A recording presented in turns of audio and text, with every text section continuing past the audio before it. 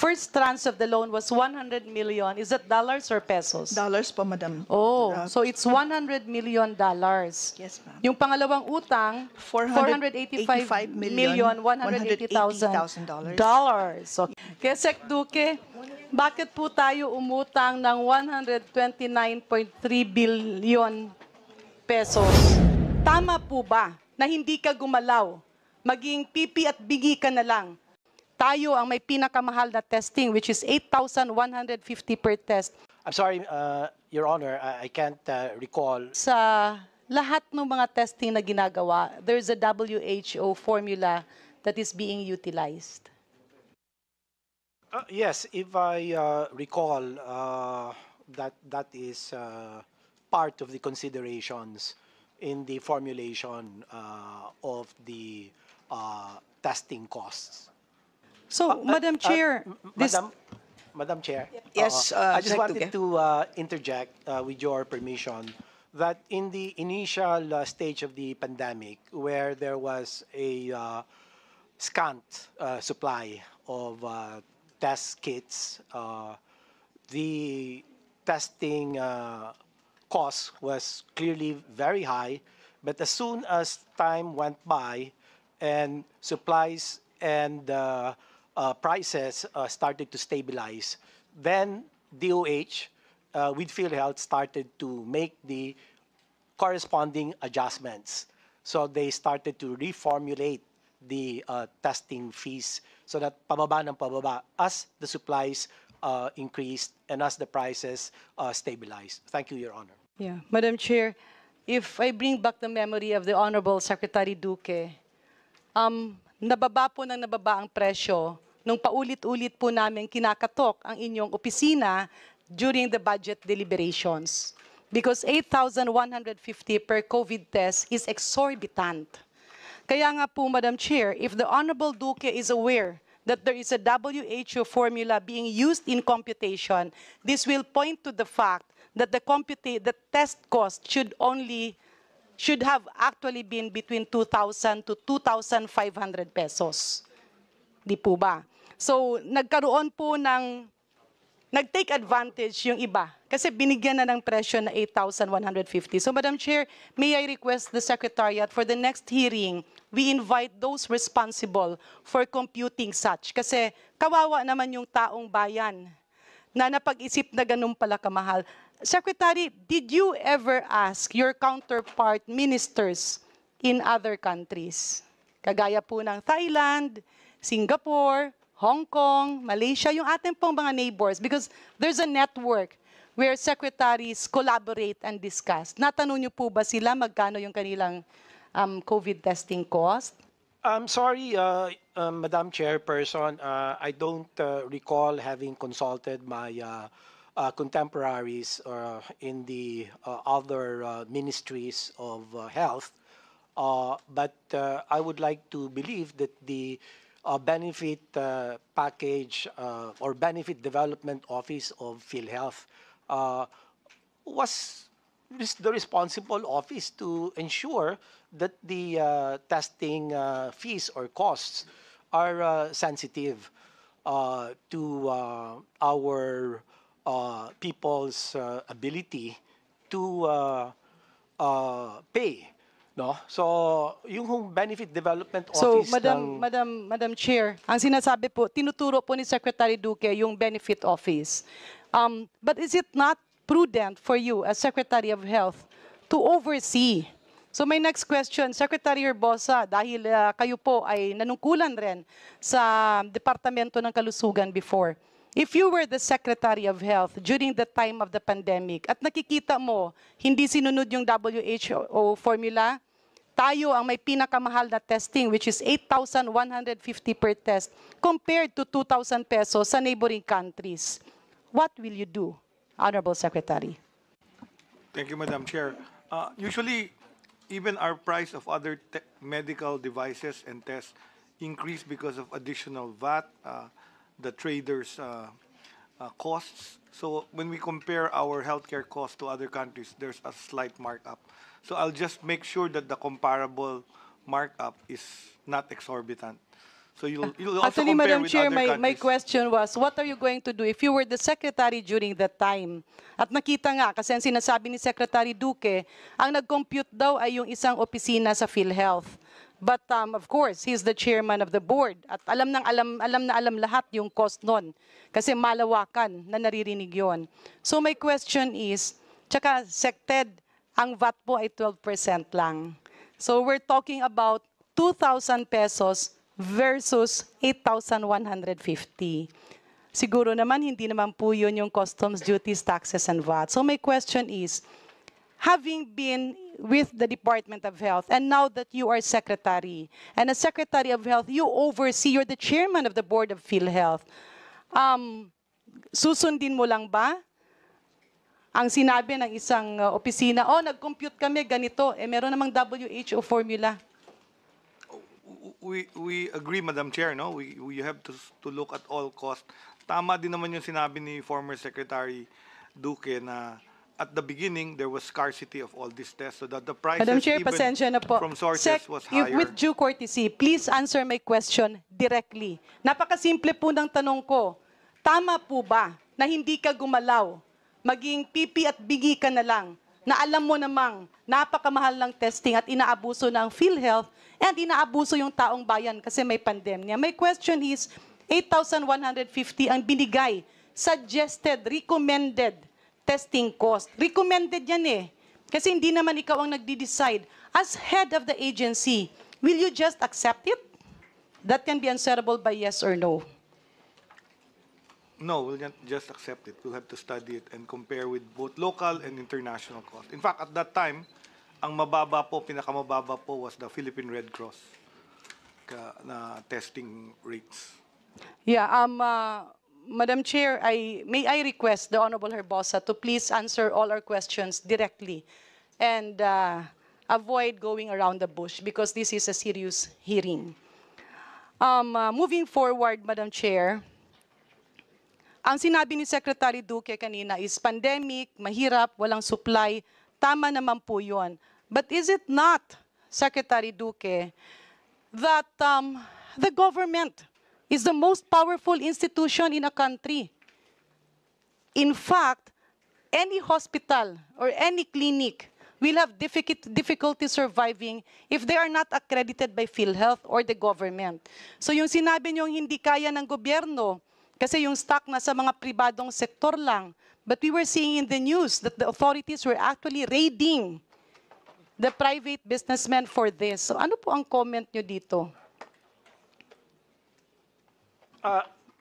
I don't exactly I did not understand the context. Yeah, the context, Madam Chair, is earlier, the Honorable Secretary said, kaya naging mahal yan, hindi na kayo nag-communicate sa ibang ministers of health, hindi nyo na rin kinonsider yung WHO formula kasi talaga namang may shortage at walang stock.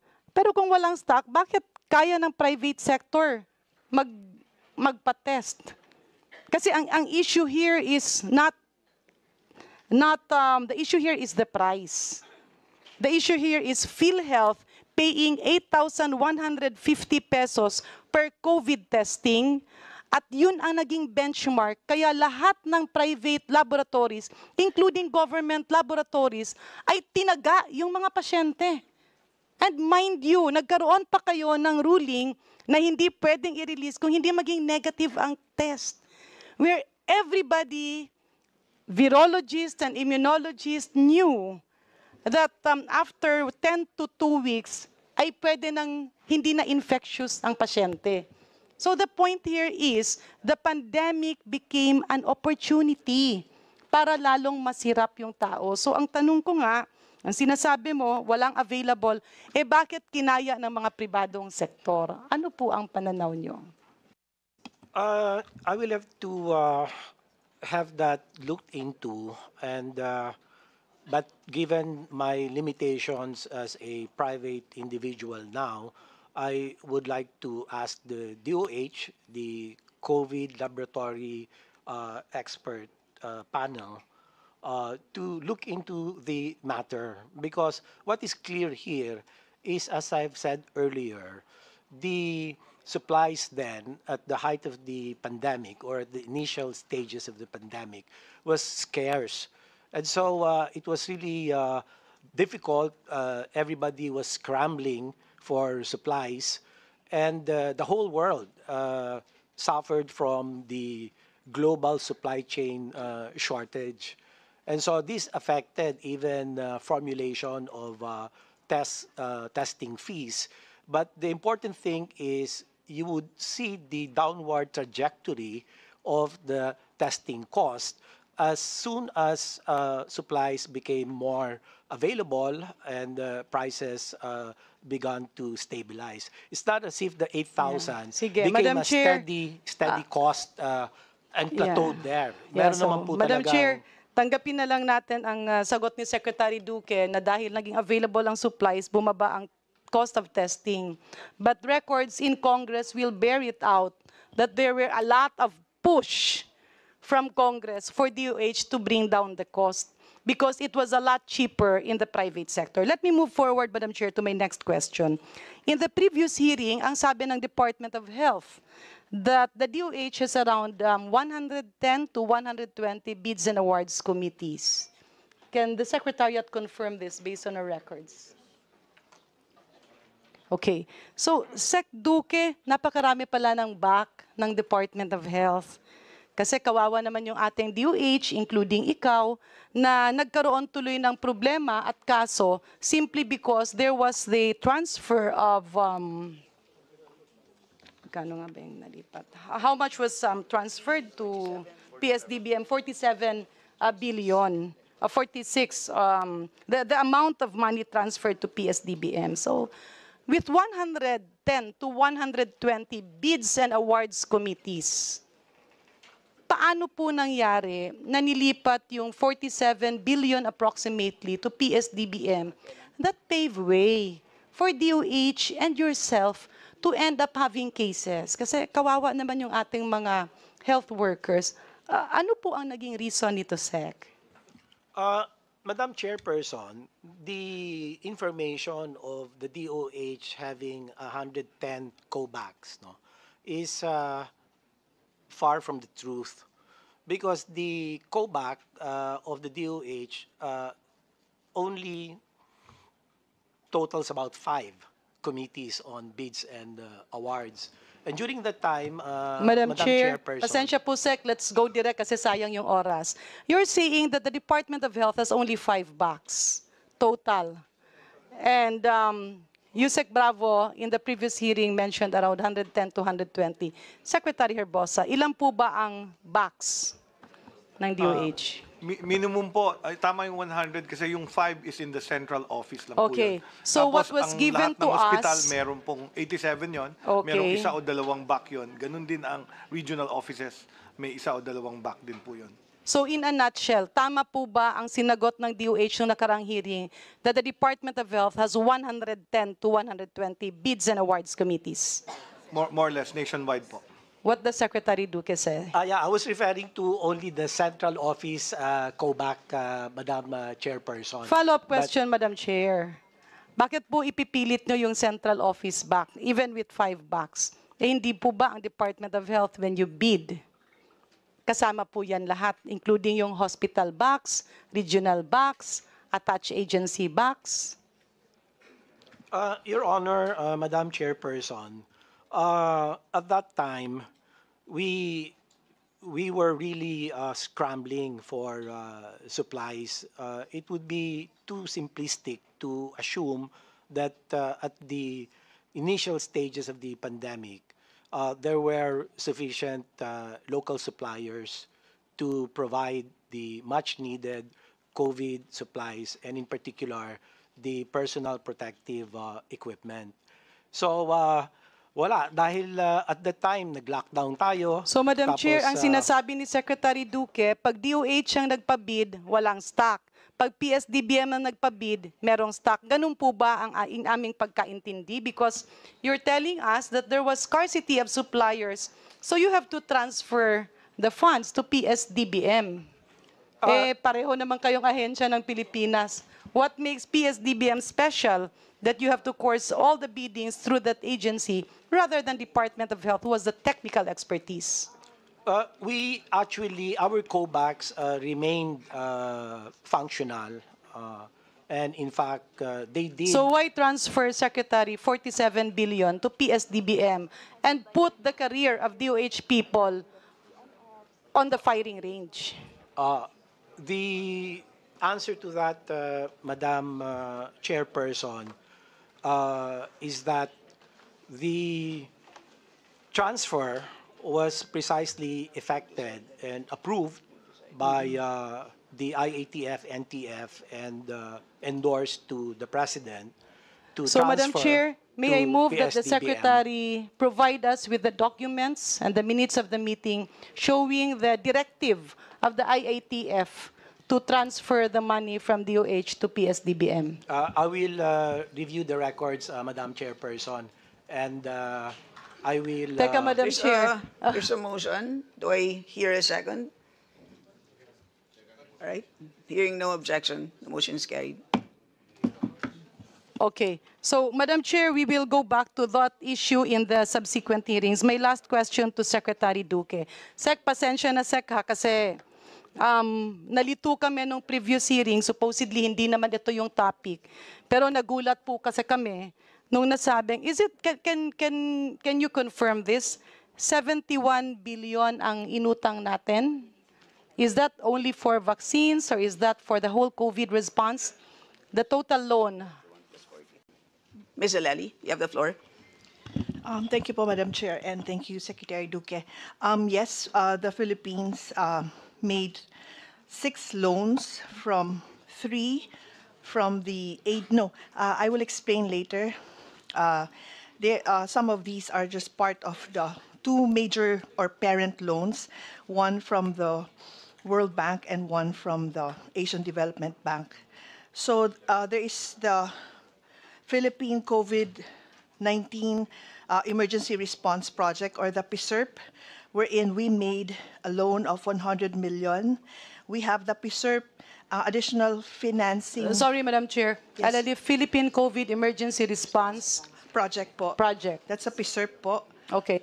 And then, so the first tranche of that is worth $100 million. The second one, the PSERP additional financing, which is worth $485,180,000. And then the PSERP 2 additional financing worth $300 million, which was eventually canceled in September 2023.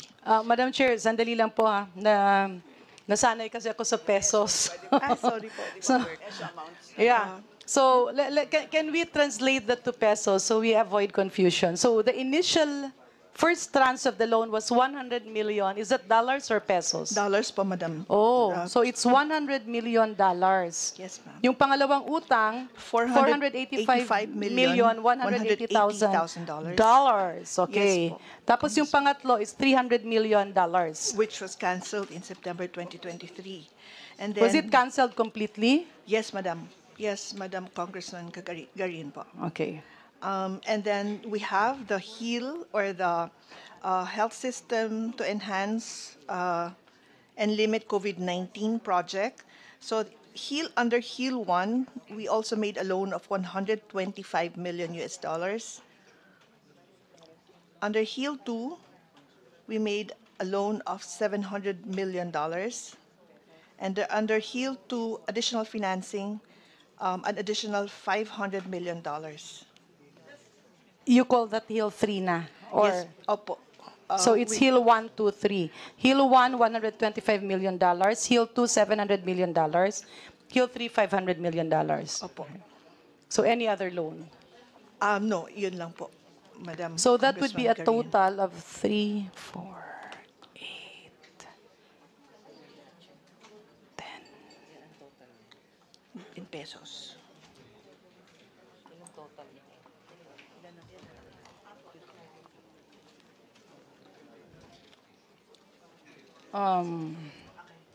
Sorry, Madam Chair.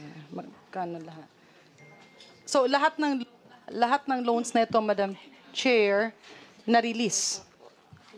Opo. Sorry, let me interject, Honorable Garin. Why is this different from the numbers that you mentioned in the previous I- hearing? In the previous hearing, you mentioned 71 billion and 45.3, of which 43 was returned. That was what I remember. So that's 71 plus 2, so 73. But now that you're, well, roughly, I'm computing about 105.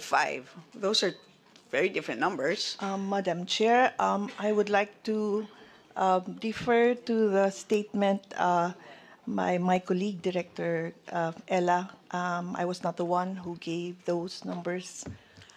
Well, we don't, it's not important kung sino po sa inyo ang nagsalita. Kayo po ay dumating dito bilang isang pamilya. Yun lang po ang importante. Yes po, Madam kung Chair. ano po ang lumabas po na impormasyon, kahit sino po ang nagsalita, yun po ang kinukuha po namin na Mr. Chair, Madam Chair. katotohanan. Yes po, And Honorable that's the Fernandez. reason why we have to Opo. take their oath. Precisely, I was really confused as well because I was trying to look at my records. In the last hearing, you have mentioned 71 point something billion. And then from GA, it was like 42 billion. And then a while ago, they're mentioning about the $100 million, the $700 million, and the $300 million. And we are so confused on what to believe in. And it is incumbent upon all the resource speakers to tell us the exact amount of the loan that we incurred. And lying in this committee entails responsibility. And that's the reason why a while ago I was trying to move for these resource speakers to take their oath. With that, Madam Chair, I think it is important to do is to take the oath of all these resource speakers. Madam Yes, Chair. we are constrained to do this. So, In that sense, Madam Chair, I move that we take the oath of these resource speakers. yes, we hear no objections. Motion is carried. COMSEC, kindly administer the oath. May we request all our resource persons to please raise your right hand and repeat after me. Do you swear to tell the truth and nothing but the truth in this committee meeting? Thank you. Let me just quickly ask this question. Doon po sa 300 million canceled loan, magkano po ang penalties incurred? Yeah. Okay po. Madam Chair, Okay, so, let me just refer so to ngayon, my- now that Okay. you're now under oath, pwede niyo na pong ulitin ang numero nung anim na ngayon na hindi lang dalawa, 6 na utang, at paki-include po ang penalties at paki-indicate po ang peso amounts. Salamat po. Madam Chair, for the HEAL 1, the 125 million US dollars is equivalent to 6.3 billion pesos. For the HEAL 2, which is 700 million US dollars, equivalent to 35 billion pesos. For the HEAL 2 additional financing of 500 million US dollars, equivalent to 25 billion pesos. For the PSERP, which is $100 million, that's 5.09 billion pesos. For the PSERP 1, $100 million worth 5.09 billion pesos. Ms. Aleli, for PSERP, 2, yes po.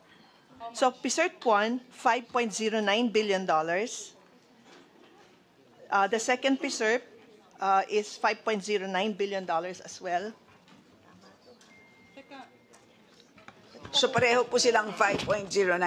Magkaiba po yung... Madam Chair, $100 million is equivalent to 5.09 billion pesos. Now, yung 485 million, ay hindi po. $180, hindi pwede maging Magkaiba po ang yeah. PSERP 1 in USD at PSERP 2 in USD. Bakit po sila pareho in peso amounts? Doc, bakit? Pakilinaw po, Opo. Ms. Aleli. Yes, ma'am. Pareho $100 million. Bakit pareho to? 5.09, 5.09. Wait, mali. Yes. Madam Chair, our apologies. We are recomputing. We have them in dollars, but yun po, you're correct po. Bakit parehong 100? Apologies, but we will send the final conversion. Just open your calculator and compute it. Yeah, Madam Chair, quick interjection. Pardon me for my ignorance. Hindi kasi ako sanay umutang ng dollars, pesos lang eh. So, if you borrow, let's say my rough computation here is around $2.21 billion. When you borrowed, the peso to dollar conversion was around how much? 54, 51. At that time po, 51. So 51 pesos. So $1 is to 51 pesos. Ngayon, $1 is to 58 to 59 pesos. Ang ibig po bang sabihin, yung equivalent ng peso na ito ay hindi na ganito because nag-shoot up na siya? Honorable Congressman Garin, the banks have a system of computing po. They call it the LIBOR or the... So what's the system of computation? Do you base it on the peso-dollar conversion rate during that time or you base it during the current time?